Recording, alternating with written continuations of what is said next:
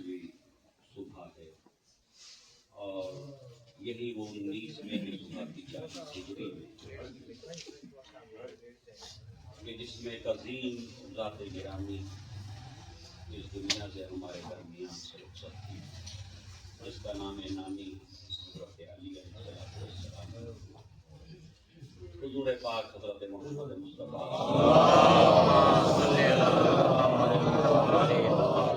نے آپ کے فضائل و مناقب میں ہزار احادیث صحابہ کرام امت مسلمہ کے سامنے بیان فرمائی۔ قرآن مجید کی اکثر آیات آپ کی شان میں نازل ہوئی، کیونکہ یہ وقت نہیں ہے کہ میں آپ کے سامنے گفتگو کر سکوں۔ المختصر یہ کہ اس روئے زمین پر یہ یوں کہا جائے کہ کائنات میں نبی کریم حضرت محمد مصطفیٰ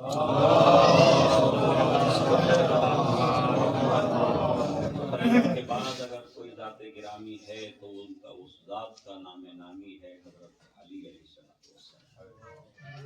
کہ جو تمام اولیاء اللہ اور تمام انبیاء اور رسول جو سابق ہیں سب سے بہتر اور افضل ہے، اور کیوں نہ ہوتے اس لیے کہ قرآن پاک نے آئے مباہلہ میں آپ کو نفس رسول قرار دیا، کہا کہ ابنانا و ابناکم ونسانا و نساکم وانفسنا و انفسکم، یعنی نبی کریم کا نفس بنا کر کے قرآن نے حضرت علی علیہ السلام کو دنیا کے سامنے، یعنی جو کمالات و مناقب اور فضائل حضرت رسول اسلام کے ہیں سوائے نبوت و رسالت کے، وہی تمام فضائل و کمالات ذات گرامی حضرت علی علیہ السلام اور حضور پاک حضرت محمد مصطفیٰ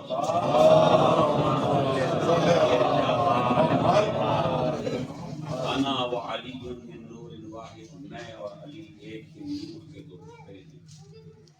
لامحالہ جب ایک ہی نور ہے تو اس کے صفات بھی ایک ہی ہوں گے، اس کا معیار بھی ایک ہی ہوگا۔ جب نور رسالت نہ رہا تو نور رسالت کی جگہ نور امامت نے لی، لیکن جس طرح سے نبی کریم حضرت محمد مصطفیٰ کے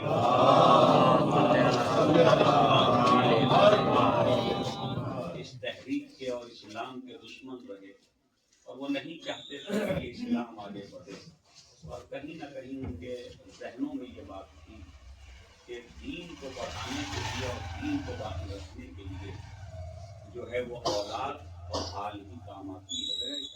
دوست و احباب تو اس وقت تک ساتھ رہتے ہیں جب تک ان کی مصلحتیں ہوتی ہیں، اور جہاں سے مصلحتیں اور فائدے ختم ہو جاتے ہیں وہاں سے دوست جو ہیں وہ ساتھ چھوڑنے لگتے ہیں، اور وہی کچھ حضور پاک حضرت محمد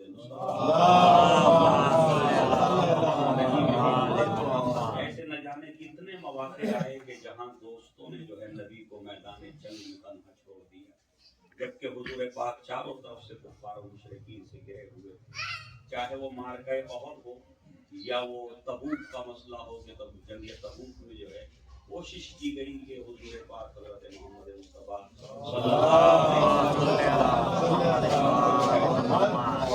ہلاک کر دیا جائے۔ وہ ہلاک کرنے والے جو سازش کر رہے تھے وہ اپنے ہی تھے، یعنی وہ مسلمان ہی تھے، کوئی غیر نہیں تھے، جن کے بارے میں جناب حذیفہ یمانی سے نبی کریم نے فرما دیا تھا جب وہ بجلی چمکی اور دیکھا کہ جہاں منع کیا تھا چڑھتے ہوئے پہاڑی کے پہنچنے کو، پہلے سے وہاں پر وہ لوگ اپنی سواریوں کے ساتھ موجود تھے، وہ چاہتے تھے کہ نبی کے کریم کی سواری ذرا سی ڈگمگا جائے اور اس درے میں اس پہاڑ کی چوٹی سے نبی جو ہے وہ کھائی میں گر جائے اور اس طرح سے نبی کے وجود سے ہمیں نجات مل جائے۔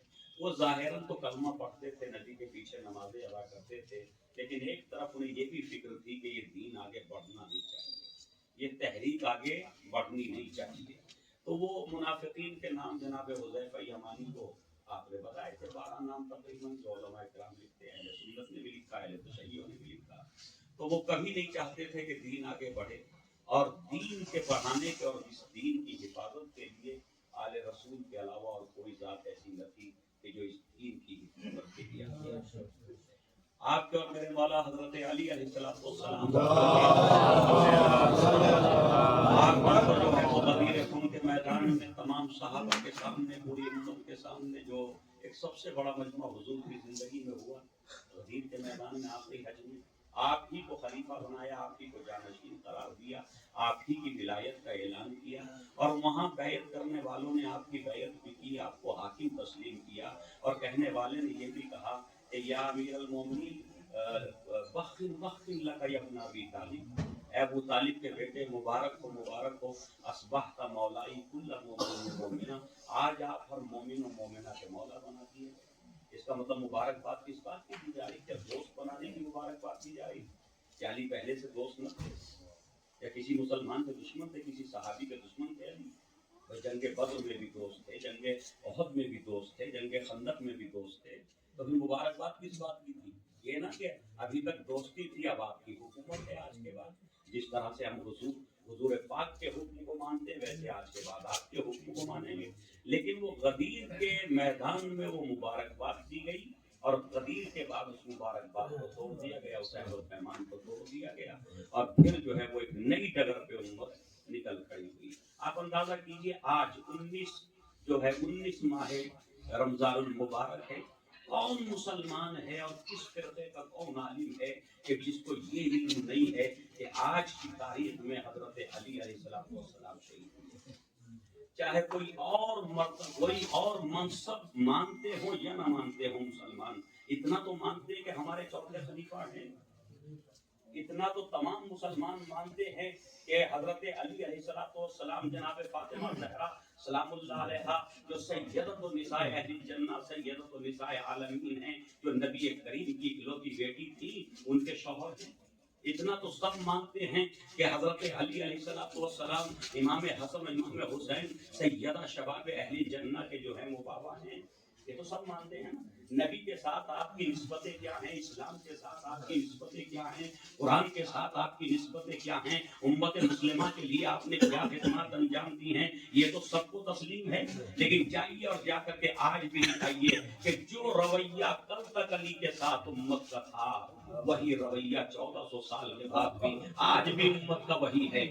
जाइए देखिएगा, माह मुबारक रमजान के किसी खुतबे में किसी मस्जिद से अगर आपको ये जिक्र मिल जाए सुनने को कि इस माह मुबारक रमजान की 19 तारीख को हजरत अली अलैहिस्सलाम के सरे अक़दस पे ज़रबत लगाई गई, शायद किसी मिंबर से आपको ये जिक्र सुनने को नहीं मिलेगा। यानी कल भी अली तन्हा थे और आज भी अली तन्हा है। ऐसा मजलूम दुनिया में नहीं है। इसीलिए इमाम सादिक अलैहिस्सलाम ने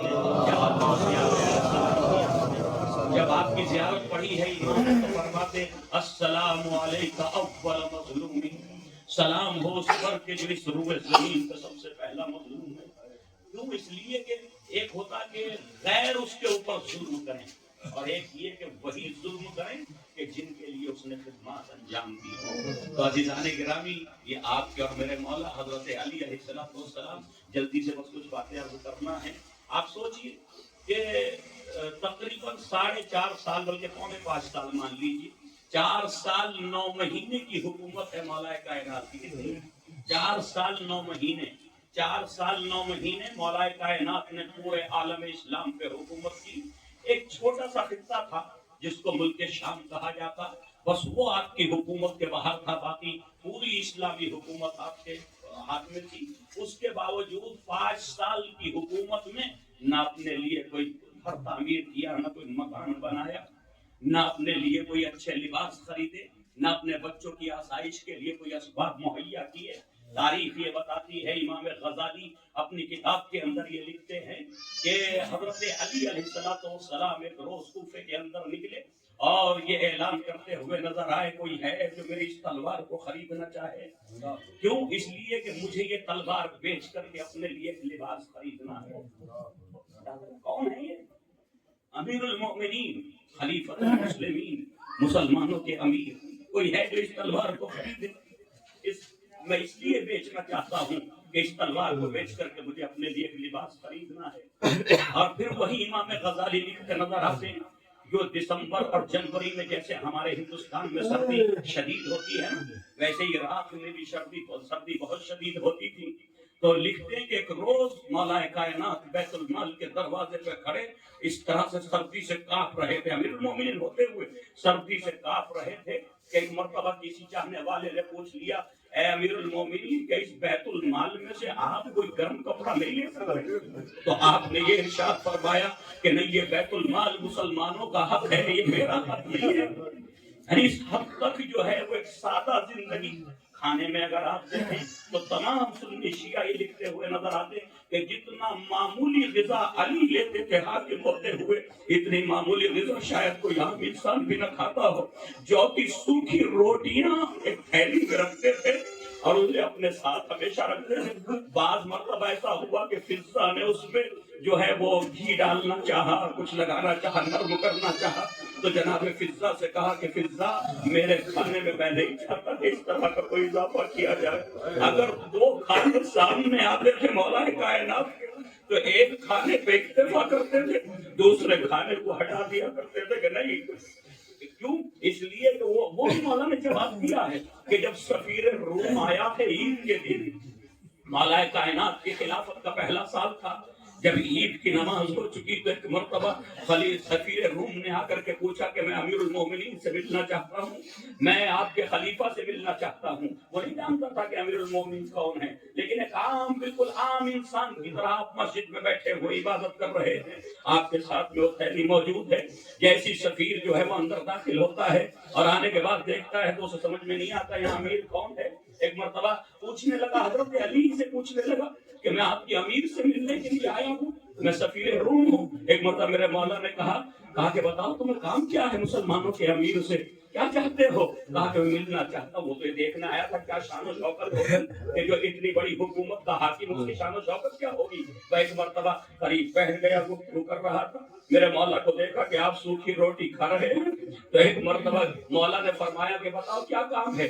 کہا کہ نہیں، میں امیر سے کہا میں ہی امیر ہوں، تم کس کام کی کیا تم پوچھنا چاہتے ہو؟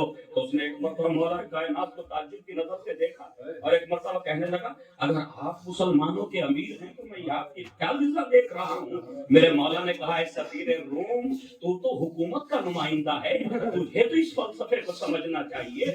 ہم سے اللہ نے یہ وعدہ لیا ہے کہ ہماری قلم رو کے اندر کوئی ایسا نہ ہو جو ہم سے خراب غذا کھائے، ہماری قلم رو کے اندر کوئی ایسا نہ ہو کہ جو ہم سے خراب لباس پہنے، اس لیے یہ میں غذا کھاتا ہوں۔ تو دیکھ رہا ہے کہ آج عید کا دن ہے، لیکن نہ جانے یمامہ میں کتنے گھر ہوں گے کہ جن کے اندر یہ کھانے کے لیے غذا بھی موجود نہ ہوگی۔ تو دیکھ رہا ہے کہ آج عید کا روز ہے، خوشی کا دن ہے، نہ جانے کتنے یمن میں اور کتنے جو ہے وہ مکہ اور مدینے میں ایسے مسلمان ہوں گے جنہیں میرے جیسا لباس بھی پہننے کو نصیب نہ ہوا ہوگا۔ اور یہ وہ علی ہیں کہ جنہوں نے اپنے بچوں کے لیے، اپنی اولاد کے لیے، اپنے خاندان کے لیے کچھ نہیں کیا۔ دنیا سے جب کوئی حاکم جاتا ہے نا تو درہم و دینار، سونا و چاندی کے انبار لگا کر کے جاتا، لیکن جب میرا مولا اس دنیا سے گیا تو یہ وصیت کر کے گیا میرے لال حسن تیری زرہ کو بیچ کے میرا قرضہ ادا کر دینا، میرا قرض ادا کر دینا۔ اس حد تک جو ہے مولا کائنات نے سادہ زندگی گزاری، اس حد تک آپ کے مولا نے سادہ زندگی گزاری۔ اور ایک ایسا حاکم کہ شاید اگر حکومت میں علی نہ آتے تو حکمرانی کی تاریخ کو یہ فلسفہ بھی پتہ نہ چلتا کہ حاکم کو کیسا ہونا چاہیے۔ عزیز و روایت کے جملے یہ ہیں اور یہ علماء اہل سنت لکھ رہے ہیں اپنی کتابوں میں کہ حضرت علی علیہ السلام رات کی تاریکی میں آدھی رات گزرنے کے بعد اپنی پشت پہ روٹیوں کی بوریاں اٹھاتے تھے۔ اگر کوئی امیر ہو، کوئی حاکم وقت ہو، کیا وہ 2-4 نوکروں کو نہیں رکھ سکتا، غلاموں کو نہیں رکھ سکتا؟ اس کام کے لیے رکھ سکتے تھے نا، لیکن کبھی کسی غلام کو نہیں معین کیا، کبھی کسی کو جو ہے وہ اٹھانے کے لیے کسی نوکر کو نہیں رکھا، کسی عام انسان کو خود اٹھاتے تھے، اپنی پشت پہ لادتے تھے اور اپنی ردا سے اپنے چہرے کو چھپا لیتے تھے اور کوفے کے دروازوں پہ جا کے جواب کرتے۔ کچھ بچے جاگتے ہوئے ملتے، کچھ بیوائیں جاگتی ہوئے ملتے، کچھ مساکین جاگتے ہوئے ملتے۔ ایک مرتبہ سے چہرے کو چھپا لیتے، روٹیاں لیتے اور آگے بڑھا دیتے۔ جب کوئی پوچھتا کون ہے جو روز ہمارے لیے کھانا لے کر کے آتا ہے تو کبھی یہ جواب نہیں ہوتا کہ میں علی ابن ابی طالب ہوں، کبھی یہ نہیں کہتے میں امیر المسلمین ہوں، میں امیر المومنین ہوں، بلکہ جواب یہ ہوتا تھا ایک بندہ خدا ہے جو بندگان خدا کی مزاج پرسی کے لیے آتا ہے۔ اللہ اللہ، ارے وہ مولا وہ روٹیاں بانٹتے ہوئے ایک مرتبہ کسی نے پہچان لیا مولا کو، جب پہچان لیا تو پوچھا امیر المومنین یہ روٹیاں آپ نے کن لوگوں میں تقسیم کر دی، یہ کھانا آپ کن لوگوں کو بانٹنے میں ہے؟ ایک مرتبہ فرمایا یہ وہ لوگ ہیں کہ جو غیرت کی وجہ سے مانگ نہیں سکتے، بھوک کی وجہ سے سو نہیں سکتے۔ یہ تھے آپ کے والا، یہ وہ لوگ ہیں جو غیرت کی وجہ سے مانگ نہیں سکتے، بھوکی نے سونے نہیں دیتی۔ حاضر سنیں گے، اسی لیے جب آپ کر میرے مولا 19 کی صبح میں ضربت لگی نا، اور ضربت لگنے کے بعد اب علی نہیں یہ کام کر سکتے تھے، کام انجام نہیں دے سکتے تھے، آپ بستر شہادت پہ تھے، تو سینکڑوں گھر ایسے تھے جن کو ضربت کے بعد پتا چلا کہ جو ہمیں کھانا دے رہا تھا وہ کوئی اور نہیں، وہ علی ابن ابی طالب تھے۔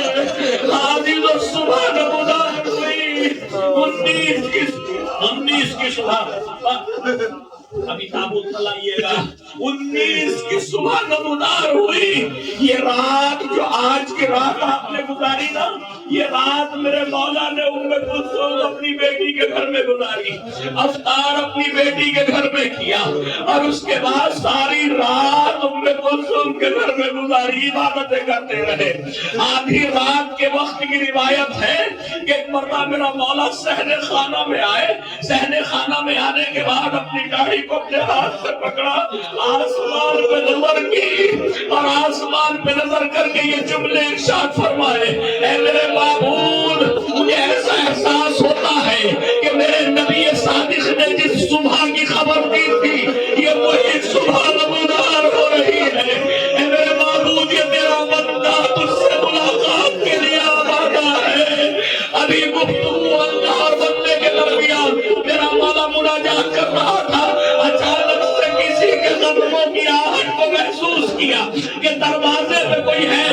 ایک مرتبہ دروازہ کھولا، کیا دیکھا ایک نوجوان تلوار پر ہے نہ شمشیر ہاتھ میں لیے علی کے گھر کا طواف کر رہا ہے۔ ایک مرتبہ پوچھا یہ شخص کون ہے؟ آواز آئی مولا آپ کا غلام عبداللہ۔ ایک مرتبہ میرے مولا نے عبداللہ کو سینے سے لگا لیا، عبداللہ یہ آدھی رات تم میرے گھر کا طواف کیوں کر رہے ہو؟ یہ طواف کیوں ہے؟ ایسے ایسے چاہنے والے تھے کہ ان کو سکون نہ مل رہا تھا، کیونکہ میرے مولا مسلسل منبر پہ خطبے میں کہتے تھے میرے بیٹے حسن ماہ مبارک رمضان کے کتنے دن گزر گئے؟ کبھی پوچھتے تھے حسین اے میرے لال ماہ مبارک رمضان کے کتنے دن باقی رہ گئے؟ لہٰذا سب جانتے تھے کہ یہی ماہ مبارک رمضان ہے جس میں علی کو شہید کیا جائے گا، امیر المومنین قتل کر دیے جائیں گے۔ چاہنے والا ساری رات پریشان رہا، کہنے لگے مولا مجھے نیند نہیں آ رہی، مجھے سکون نہیں مل رہا، ایسا محسوس ہوتا ہے کہ جیسے ہم پہ کوئی مصیبت آنے والی ہے، اس لیے میں آپ کے گھر کی طرف آ گیا تاکہ دشمنوں سے آپ کی حفاظت کرو۔ میرے مولا نے عبداللہ کو سمجھایا، عبداللہ سے کہا اے عبداللہ جاؤ اپنے گھر پہ آرام کرو، جو مشیت خدا میں ہے وہ ہو کر کے رہے گا، جس کی خبر مجھے میرے نبی نے دی ہے وہ ہو کر کے رہے گا۔ عبداللہ کو حکم دیا واپس جاؤ، عبداللہ حکم مولا سے مجبور ہوئے واپس آ گئے۔ عزیزو کہتے جیسے گھر آیا ادھر میری آگ لگی، تھوڑی دیر گزری ایک زوجہ نے شانہ ہلایا،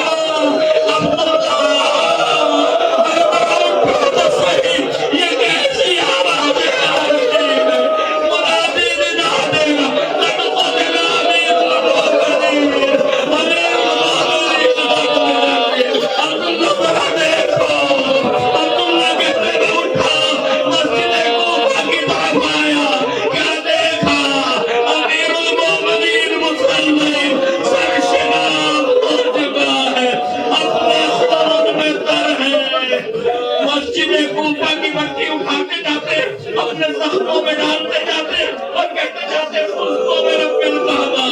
رب کعبہ کی قسم علی کامیاب ہو گیا۔ آدھی تو ایک مرتبہ وہ حرام پر پاتا کوفے کے اندر جیسے یہ خبر پہنچی کوفے والوں کو، کوفے کے اندر بحران پر بنا، ہر گھر سے لوگ جو ہے گلیوں میں نکل آئے، قیامت کا منظر تھا۔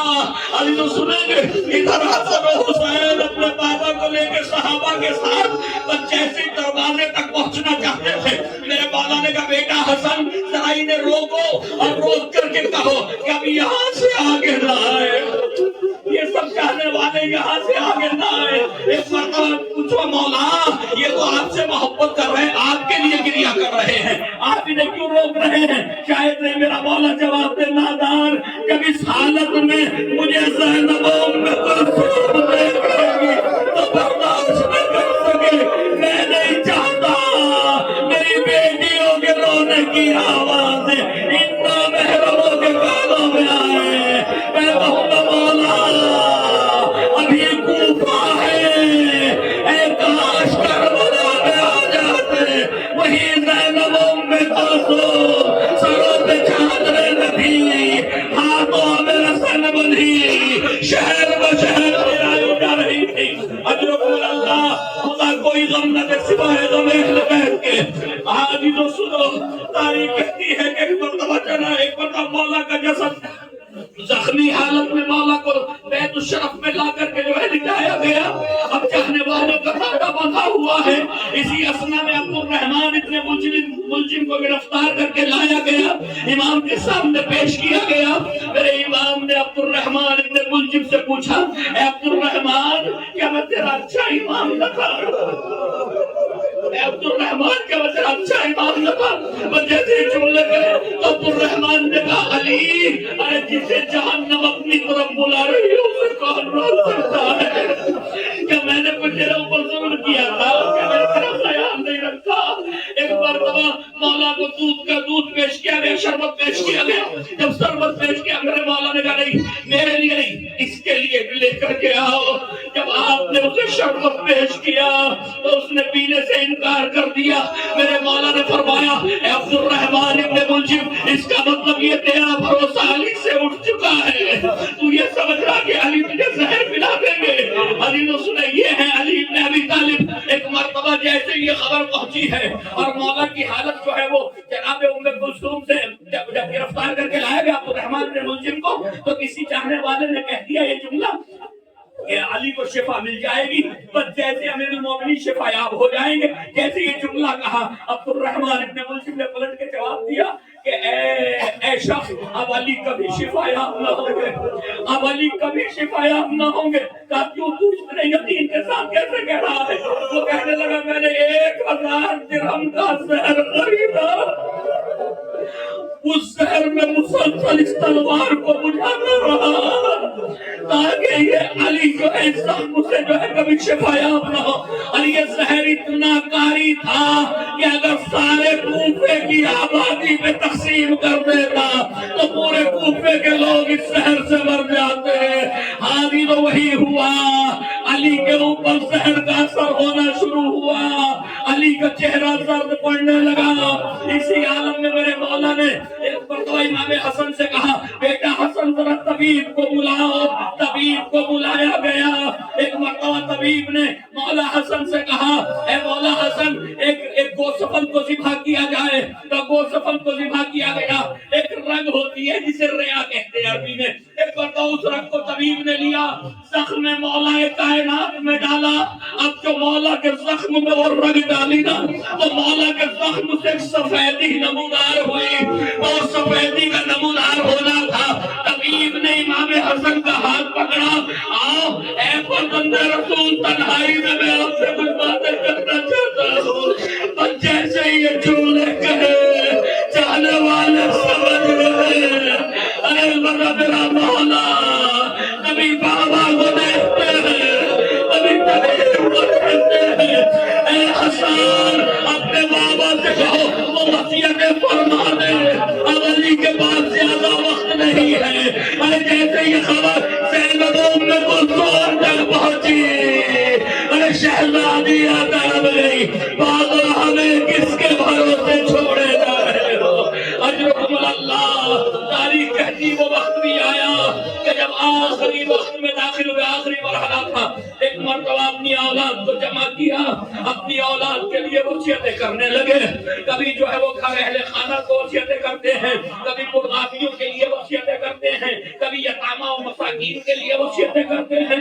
اور وصیتیں کرنے کے بعد ایک ایک بچے کا ہاتھ پکڑا، امام حسن مجتبیٰ کو قریب بلایا اور ایک مرتبہ ہر اپنے بیٹے کا ہاتھ امام حسن کے ہاتھ میں دیا، ہر بیٹی کا ہاتھ جناب زینب کبریٰ کے ہاتھ میں دیا اور کہا اے میرے لال حسن، ان سب کا خیال رکھنا، تم ان سب میں بڑے ہو. ایک مرتبہ اسی اثنا میں ایک بچہ تھا کہ جس کا ہاتھ حسن کے ہاتھ میں نہیں دیا میرے مولا نے. ایک مرتبہ ماں ام البنین نے اس منظر کو دیکھا کہ سب کو حسن کے سپرد کر دیا، لیکن میرا لال عباس تنہائی میں بیٹھا سرو سینہ میں رہا ہے. میرے لال کو حسن کے حوالے نہیں کیا. قریب آئی، ہاتھوں کو جوڑا، ہاتھوں کو جوڑنے کے بعد کہا اے میرے والیو وارث، کیا عباس سے کوئی غلطی ہو گئی؟ کیا عباس سے کوئی خطا ہو گئی؟ آپ نے سب کو حسن کے حوالے کر دیا، میرے لال کو حسن کے حوالے نہیں کیا. نہیں بیوی ایسا نہیں ہے، عباس کو بلاؤ. عباس کو قریب بلایا، عباس کا ہاتھ پکڑا، میرے لال حسین میرے قریب آؤ. حسین کو بلایا، حسین کا ہاتھ عباس کے ہاتھ میں دیا. میرے لال عباس، علی نے تجھے حسین کے لیے معلوم تھا، حسین کا خیال رکھنا. شاید نہیں وہی وعدہ تھا کہ جو عباس نے اپنے بابا سے کیا تھا، بابا جب تک یہ بازو سلامت رہیں گے حسین کو کوئی آنچ نہ آئے گی. لو جی تو ادھر حسین، ادھر علی دنیا سے رخصت ہوئے، ادھر بحران برپا ہوا، کوفے میں ماتم و گریہ کی آوازیں بلند تھی. ایک مرتبہ مولا کا جنازہ اٹھا، چند چاہنے والوں نے جنازہ اٹھایا، رات کی تاریکی میں جنازے کو لاگے جو ہے وہ نجف میں دفن کر دیا گیا. لیکن میں آپ کو بس ایک منظر یاد دلاؤں، جب واپس آئے نا جنازے کو دفن کر کے، تو عزیزوں اس زمانے میں عورتیں جنازے میں شریک نہیں ہوتی تھی. مجھے نہیں پتا جب واپس آئے ہوں گے تو زینب و ام کلثوم انتظار کر رہی تھی کہ بھائی حسن آئیں گے، بھائی حسین آئے. ارے جیسے ہی شہزادے داخل ہوئے، بہنوں نے باہیں ڈال دی. اے بھیا، ارے بابا کو رخصت کرائے، بابا کو دفن کرائے. لو چلو، ایک تمنا ہر مومن کی ہوتی ہے، ایک کاش ہم ہوتے تو مولا کے تابوت کو جانا دیتے. لو علی کا جنازہ آ رہا ہے، چلو مولا کے جنازے کو جانا دو. مولا کو